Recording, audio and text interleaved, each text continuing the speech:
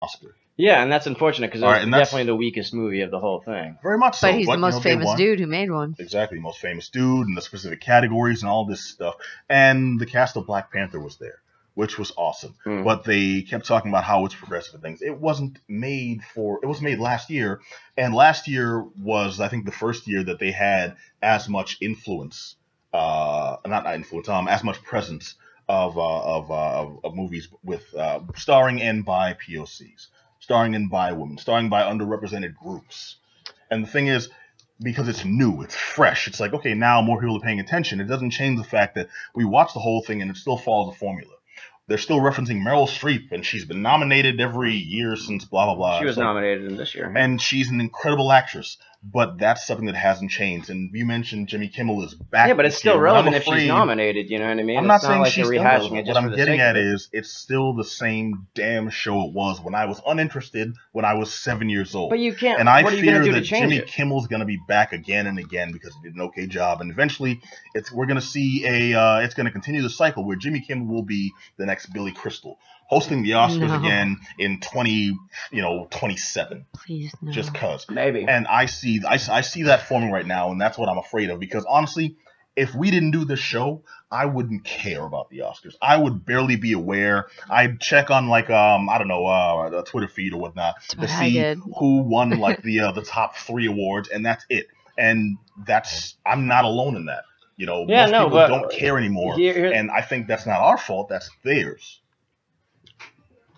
But it's 90 years. It's the 90th year they've done this. It's the same show over and over. The same now? Yeah, well, if it ain't broke, is what people say. Fine. It's been broke forever. Yeah, but people still tune in and watch. It's not really about. It's like, I'm not going to get into the politics of it. We can go on and on about this. We ain't got enough time. I'm going to go into specific awards of people that I thought was important. Sam Rockwell winning Best Supporting Actor, I think, was great because I thought 3 Billboards Outside of Ebbing, Missouri. It's probably one of the best films I saw last year as well. And his shout out to Philip Seymour Hoffman, I thought, was because Philip Seymour Hoffman's my personal favorite actor of all time. So his shout out to them was great. Frances McDormand winning for the same movie. The best actress, and she had that one line. She's like, if I leave you with parting words, 2 words here is inclusion writer. And if people don't know what an inclusion writer is, a serious speech. An inclusion writer is something that was presented at a TED Talk a few years before about you can argue something into your contract that will have X amount percentage of people will be of different races, different diverse backgrounds and stuff like that. That will be the minimum they can have in there. So it's something that she's trying to get more people to include in their contracts. And so they say about 40 people in a movie have speaking lines. About 10 of them matter. Why not just populate the whole rest of the movie with people from the actual background from where the film would take place? It makes a lot more sense. So this is something I see Hollywood going, and I thought that was a good message. What's weird is I've heard some pushback on that with people referring to it as like affirmative action films. I'm like, in concept, that sounds like a bad thing, but when you have the actual practice of these folks aren't getting jobs, aren't getting roles, aren't getting writing credits at all, then yes, let's get a little more influence. But it's just small stuff like it's just like you can be an extra, you can be a background piece that says 2 words. It's not saying like you need to have somebody who's like the second lead be a person of color. It's not saying that. You can still populate a movie how you want to. It's just kind of it's one for crew members as well, not people just in front of the camera, people behind the camera to give people jobs and things like that. And there'll probably be a lot of pushback, but it's a good discussion to kind of bring up. You know what I mean? If she's if she's pushing that, that's her right too. She wanted to reach in the TV screen and high five her, man. That was awesome. She's great. You know what I mean? She's been great forever, and I'm glad to see that she won again. She's won before for Fargo, I believe. But yeah, the acting awards was great. Jordan Peele winning was was great as well. Justice makes high five. But other than that, the big awards I thought all went to people that I thought were deserving. People thought had great careers. You know what I mean? Obviously, like I said, Gary Oldman. I didn't see The Darkest Hour. It looked like the exact type of movie that wins you a Best Actor Academy Award. I would have liked to have seen for like makeup. He the way he looked was ridiculous. He always looks ridiculous. He always looks. It's weird hearing him speak in his own accent. You forget what he actually sounds like because he does so many movies and he sounds like so many different people, and he's that chameleon-like voice control, kind of like Daniel Day-Lewis. It's weird to see him do a movie where he's like just plays a British guy, or like Daniel Day-Lewis play just like a chummy Irish guy. You know what I mean? It's interesting to see them just play normal people because they're so adaptable. Daniel Day-Lewis has that thick Chinese accent, so to hear him speaking as English guys. Exactly, yeah. So all in all, I thought, it's like I said, it's a tough award show to do given the climate of Hollywood right now, but I think Kimmel pulled it off as best as he could. I'm not hating on Kimmel. It's such a thankless job. No one's hosted that recently where everyone was like, hate him. Everyone who's ever hosted that, it's always like, his jokes suck. What this thing? It's like the same complaints over and over. Like, I don't know why anybody would agree to do it. Personally, well, no one's going to be able to pull it off. It's to get those gift bags, man. They want the swag. Don't they get like $100,000 gift? They're already rich. They're already rich. You don't have to give them more. But this is Hollywood celebrating Hollywood. Of course, it's going to be that way. Like, no, it's Hollywood self-sucking Hollywood. That's what it's gotten to be. I gotta give. It's always been that way. You're saying like it's become this way. It's always. I gotta shout out Rita Moreno though. Wait, hold on a second. It's not, that's not my complaint that it's always been that way. My complaint is that it's still that way.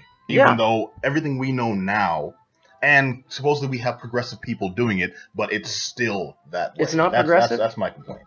It's getting there. Very slowly trying.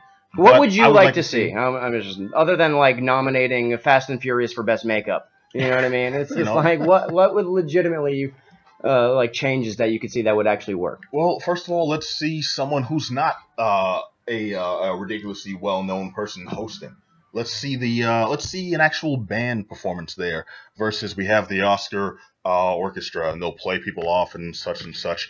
Okay, but that's not the driving factor for anything. And they have the performances. I thought the performances they always show the ones that are nominated for best original song. So like consider it this way. It's like think about who plays the Super Bowl halftime show every year. They'll find either the Rolling Beyonce Stones. They'll or find somebody Beyonce. else. Exactly, and these people get nothing. The price for their price is exposure. It's the same thing with the Oscars. They don't make much. They don't make nearly as much as they would in any other gig. But it's for exposure. Well, then how about get somebody who would need exposure? I know tons of comedians that are doing nowhere near as good, or at the very least, change it up. We expect someone like Jimmy Kimmel. That's not what this award show is for. It's not about the biggest curveball they threw was having Tina Fey and Amy Poehler. Get someone like Kevin Hart. Get him in there. Just have it really. I would say, okay, see, that's what I'm saying. These two represent old Hollywood. I'm saying get Kevin Hart. I just anti-Kevin Hart because he's not funny. Yeah, that's hilarious. He's not. Somebody then bit my shoulder off and I walked like this. It's what Kevin Hart's comedy reminds me of? It reminds me of when Will Smith. Say it with your chest. Say it with your chest. It reminds me of when Will Smith tries to get up and do stand-up for D.L. Hughley in the Fresh Prince episode. Well, that's different because Will Smith and he acts like he's pretending to be a stand-up comedian because he thinks it's so easy. That's Kevin Hart's stand-up. You just don't like Kevin Hart. You're going to learn today. You're going to learn today. I still want to shout out Rita Moreno real quick. Go for it. She wore her original dress from when she was up for an award in 1964 for West Side Story, and I love that so much.